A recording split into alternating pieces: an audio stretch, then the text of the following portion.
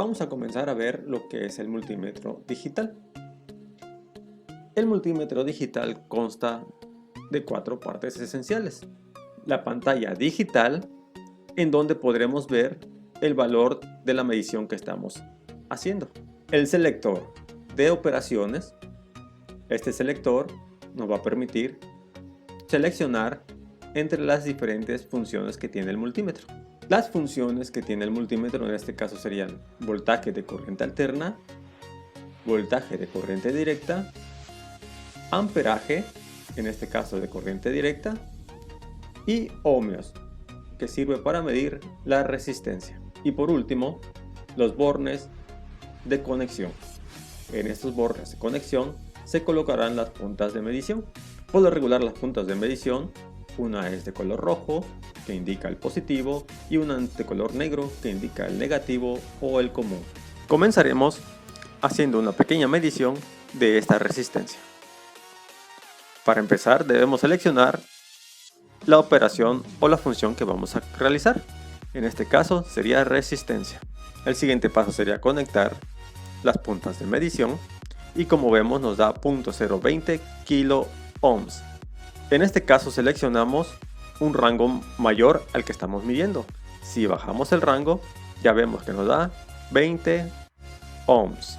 Continuamos ahora utilizando la función de voltaje de corriente directa. Existen dos tipos de voltaje, corriente directa y corriente alterna. La corriente directa o el voltaje de corriente directa es la que encontramos en las baterías y pilas que utilizamos comúnmente. El voltaje de corriente alterna es el que se encuentra comúnmente en los contactos de la pared. Ahora sí, realicemos la medición del voltaje de corriente directa a una fuente de alimentación que nos da de 0 volts a 12 volts en corriente directa. Hagamos una medición en este punto. Si no sabemos qué voltaje tenemos en nuestra fuente, tenemos que poner en el multímetro un voltaje mayor al que creemos tener. En este caso vamos a poner el máximo que nos da nuestro multímetro, 1000 volts de corriente directa. Colocamos nuestras puntas de prueba y vemos que nos da 7 voltios. Si no ponemos nuestro selector en un rango mayor al que vamos a medir, podríamos dañar nuestro multímetro.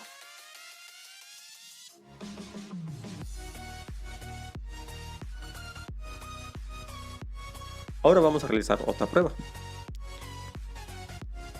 Ponemos nuestro voltaje a 12 volts y como ya sabemos que tenemos 12 volts, entonces ponemos nuestro selector en 20 volts de corriente directa y conectamos. Y vemos que nos da 12.04 volts de corriente directa. Por último, hagamos una medición en voltaje de corriente alterna.